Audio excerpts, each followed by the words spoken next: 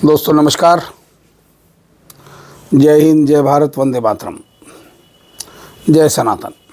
मैं आपका दोस्त योगी बोल रहा हूँ और आप मेरा चैनल देख रहे हैं द योगी वाणी। यदि पहली बार आए हैं तो वीडियो को लाइक करें, शेयर करें और चैनल सब्सक्राइब करें। तो लीजिए, कल तक जो खुशियाँ मना रहे थे कि लोकसभा का आखिरी सत्र बड़ी शांतिपूर्ण तरीके से निपट रहा है, बड़े महत्वपूर्ण बिल इसमें पेश किए जा रहे हैं, इन पे चर्चा हो रही है। ये पहला सेशन था जहां विपक्ष ने कोई हंगामा नहीं किया, लेकिन कल दोपहर में ही एक ऐसा हंगामा बरपा हुआ कि 2 जने अंदर और 2 जने बाहर, 2 जने अंदर कूद गए और उन्होंने अपने जूते में से निकाल के कुछ स्मोक टाइप का कुछ फेंका और हंगामा मचा। हालांकि पकड़े गए, पिटाई हुई, सब कुछ हुआ। बाद में जो बाहर एक युवती शोर करती हुई पाई गई, इंकलाब जिंदाबाद, इस तरह के नारे लगाए, हमारी आवाज़ दबाई जा रही है। बाद में उसका पूरा कनेक्शन पता चल गया, वो कांग्रेस का कनेक्शन था।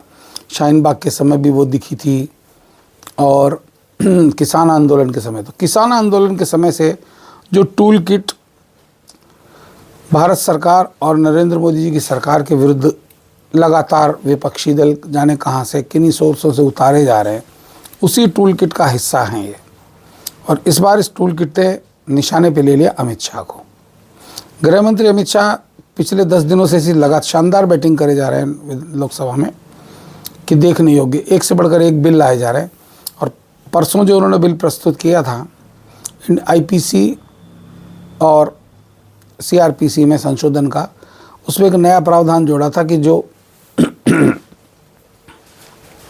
देश विरोधी हरकतें होंगी उनको आतंकवाद की श्रेणी में गिना जाएगा। आपराधिक धन का उपयोग भी इसी श्रेणी में गिना जाएगा। इस तरह की कुछ चीज़ें उन्होंने जोड़ी हैं। डिटेल थोड़ी सी मैं आपको बता नहीं पा रहा हूँ अभी।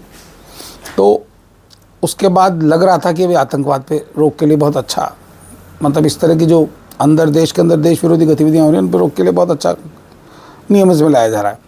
लेकिन उस नियम पे चर्चा होती, बुधवार को चर्चा होनी थी, गुरुवार को चर्चा होनी थी, शुक्रवार को उस पर वोटिंग होनी थी, ये पास होना था। लेकिन बुधवार को ही अंदर घुस के हंगामा करके और सत्र को छिन्न भिन्न कर दिया गया और सारा फोकस बिल से हट के और इस पर आ लगा। वो धीरज साहू के पास जो तकरीबन 400 करोड़ रुपए की अकूत संपत्ति मिली कैश, उससे भी ध्यान लोगों का भटकाने की कोशिश कर दी गई। और जो 3 राज्यों में बीजेपी की सरकार बनी है, नए चेहरे सामने आए हैं, उनका भी ध्यान, उनका भी विजय जो उल्लास था उसको उस घटना ने ख़त्म कर दिया। और इस बार निशाने पे हैं गृह मंत्री अमित शाह। अब अमित शाह क्या करेंगे ये तो देखने वाली बात है। लेकिन कांग्रेस का ये प्रयास बहुत सफल रहा, हालांकि पकड़े जाएंगे, लेकिन पता नहीं क्यों इसकी पूरी तह तक जाके और इसका खुलासा होना जरूरी है। क्योंकि इस तरह के टूल किट बार बार जब पेश आएंगे, कभी हिंडनबर्ग आ रहा है, कभी कुछ आ रहा है, कभी वो स्पाईवेयर आता है, कुछ पेगासस, तो इस तरह की चीज़ें लाला के संसद सत्र के समय क्यों आती हैं ये। कभी मणिपुर का वो 2 महीने पुराना वीडियो वायरल करके और हंगामा कराने की कोशिश की जाती, तो इस तरह की क्यों आती हैं। सरकार का खुफिया तंत्र क्या इसमें थोड़ा सा कमज़ोर पड़ रहा है क्या? क्योंकि बहुत ज़रूरी चीज़ें हैं, संसद को भलीभांति चलनी जाए, देश के लिए अच्छे अच्छे कानून बने, सार्थक बहस हो। अनावश्यक बहस करने के मामले पर आज इस पे हंगामा किया था, 15 सांसदों को निलंबित कर देगा इस सत्र के लिए, ये समझ लीजिए आप। तो ये बड़ी सख्त कार्रवाई है, होनी तो नहीं चाहिए, लेकिन इतना हंगामा करेंगे तो वाजिब बनता है। आप अपना पक्ष रखिए ना, जनता सब देख रही है, वीडियो पे सब कुछ दिख रहा है, सब कुछ लाइव होता है आजकल। उसके बाद भी इस तरह की हरकतें करके क्या साबित करना चाहते हैं? तो सरकार के लिए बड़ी गंभीर चुनौतियां हैं। 2024 के चुनाव तक इस तरह के टूल किट लगातार सक्रिय रहेंगे, कुछ न कुछ करते रहेंगे और सरकार को बदनाम करने की साजिश करने के पूरे प्रयास किए जाएंगे। अब देखिए, राहुल गांधी का कल वीडियो जो संसद में खड़े कि साहब हमारा वीर बहादुर खड़ा है, यानी उनको सब कुछ पता था, इस मुद्रा से और जाहिर हो रहा उल्टा। उनको सब कुछ पता था, मुस्कुराते हुए बाहर निकल गए। वो चाह रहे थे कि कैसे भी करके सरकार को चलने नहीं दिया जाए, मतलब संसद को नहीं चलने दिया जाए, और सरकार जो महत्वपूर्ण काम करना चाहती है वो न करा पाए। तब इतने पुराने कानूनों में जब बदलाव होने जा रहा है तो उस पर सार्थक चर्चा और कुछ ऐसी चीज़ें होनी चाहिए थी ताकि सही रूप से वो आ सकें और तुरंत लागू हो जाएं। यदि ये कानून इस सेशन में नहीं पारित हो पाए तो अगला सेशन जो बजट सत्र होगा, जो बजट का भी छोटा सत्र होगा, यानी पूर्ण बजट तो नई सरकार ही आके पेश करेगी, उससे पहले अनुदान का शायद होगा, अनुदान मांगे का कुछ अनुपूरक बजट जिसे बोलते हैं वो शायद पेश किया जाएगा, शॉर्ट टर्म बजट। तो ये कानून फिर थोड़े मतलब 6-8 महीने के लिए लंबित हो जाएगा। तो ऐसा होना नहीं चाहिए। सरकार इस बारे में गंभीर प्रयास करे और विपक्ष भी सकारात्मक भूमिका निभाए। पता नहीं क्यों विपक्ष यहाँ का क्या बोलूँ, कर्म फूटा विपक्ष है, इस तरह के व्यवहार करते रहते हैं, समझ में नहीं आता।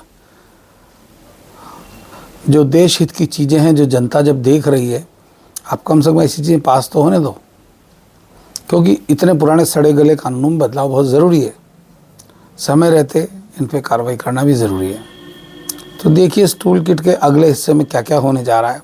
लेकिन इस बार टूल किट के निशाने पर अमित शाह आ गए हैं और अमित शाह इतने जीवट वाले आदमी की सब भेद के निकल जाएंगे, इसमें कोई संदेह नहीं है।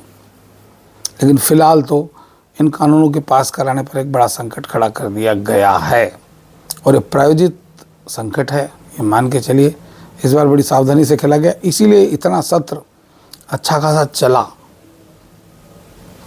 कोई विरोध हंगामा नहीं हुआ। नहीं तो हर संसद सत्र में हंगामा होना तो ज़रूरी है। किसी न किसी बात पे विपक्ष अडामेंट हो जाता है, जो देश के लिए ज़रूरी कानून वो पारित होने से रह जाते हैं।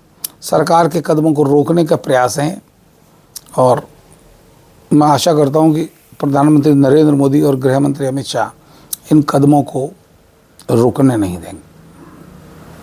तो दोस्तों, कल राजस्थान की सरकार जयपुर में शपथ लेने जा रही है। प्रधानमंत्री नरेंद्र मोदी और गृह मंत्री अमित शाह और भाजपा के राष्ट्रीय अध्यक्ष JP नड्डा इसमें आ रहे हैं, शिरकत करेंगे। जयपुर के रामनिवास बाग में 11 बजे शपथ ग्रहण समारोह होगा। तो आइए देखते हैं, जिस तरह मध्य प्रदेश के मुख्यमंत्री ने पहले आदेश में ही लिब्रांडुओं के घाव हरे कर दिए, उसी तरह का कोई आदेश राजस्थान के नए नवेले मुख्यमंत्री भजन लाल भी दे पाते हैं क्या? क्योंकि डॉक्टर मोहन यादव को देख के तो लग गया कि मध्य प्रदेश को एक नया योगी मिल गया है। उम्मीद करता हूँ यहाँ भी एक ऐसा ही चेहरा सामने आए। तो दोस्तों, तब आज के लिए आज्ञा, फिर मिलते नए किस वीडियो में। जय हिंद, जय भारत, वंदे मातरम, जय श्री राम।